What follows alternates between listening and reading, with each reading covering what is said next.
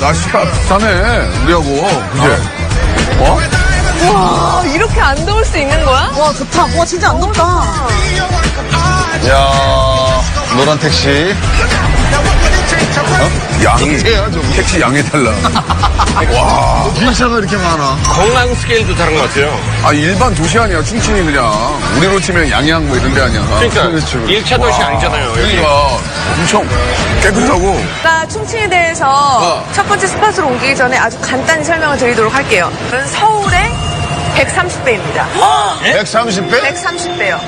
에이, 130배? 인구는 약 3,100만 정도 되는 메트로폴리스입니다. 아, 굉장히 많죠? 130배면 우리나라 아니야? 130배. 우리 나라보다 큰 거 아니에요?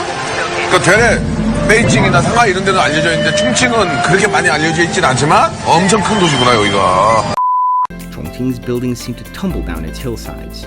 This terrain makes getting around a sometimes unique experience. It's easy to get lost on these twisting streets, and right now, I'm lost on a super long escalator. So rather than trust the tourist map, I'm gonna ask the locals how to go.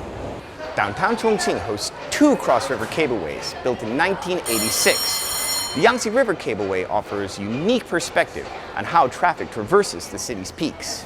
People disembarking from boats down below have to walk uphill, making carrying goods difficult. 我可以试试吗？可以啊。哎，好，好，好，好。这该是这样的，是吧？哎，对。好的，1、2、3。Ooh, it's heavy.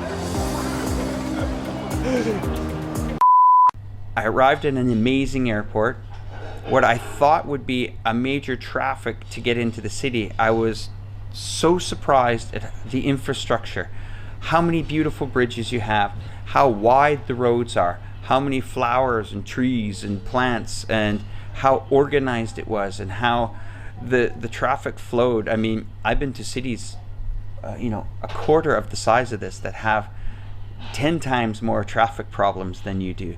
The buildings, when we come in here, you don't normally see buildings in our countries lit up in beautiful colors and LED screens. So it felt like we jumped from a completely different generation and fast forwarded.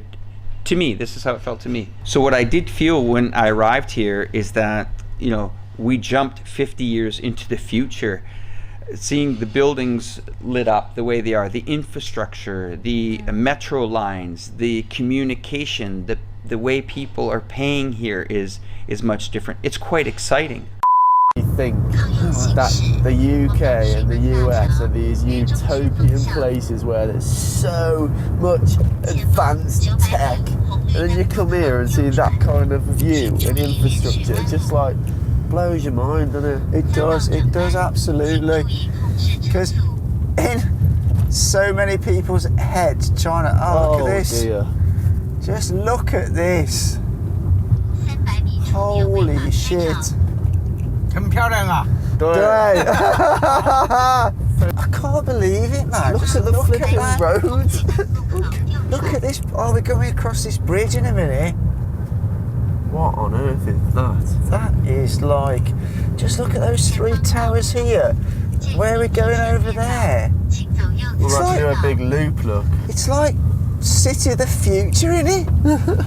Sort of people sort of coming as a customer in my restaurant, and they sort of offer me some project in Shanghai, Guangzhou, Beijing, and sort of then I know some people from Chongqing.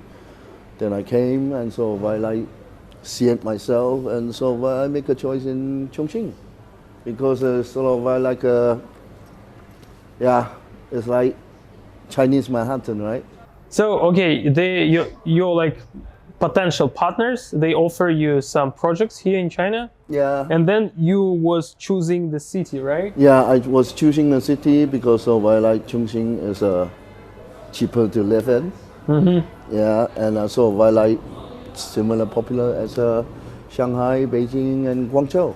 But what about like people, like Chongqing local people? Your customers mostly like local people, I think, right? And are they ready to pay that amount of money for like foreign wine and very expensive food? Like, do they understand this?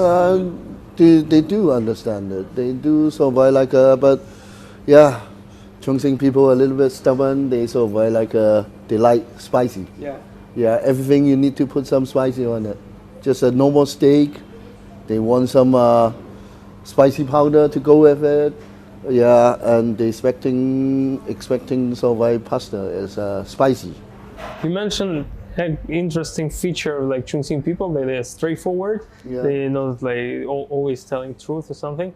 I think it's a good advantage for foreign entrepreneurs to come here, and also maybe why you choose Chongqing also like this. They are quite welcoming for foreign people.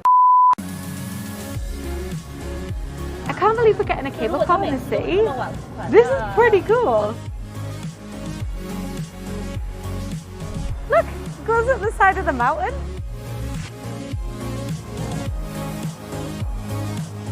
Oh my god, is that a monorail? Are we gonna go in the air? It goes through the building.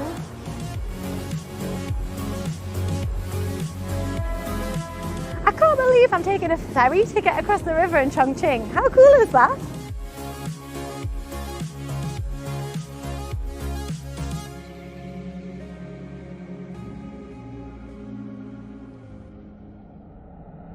Hi, I'm Nico and welcome back to my channel. I'm in the city of Chongqing right now, which is very, very different to my adopted hometown of Beijing.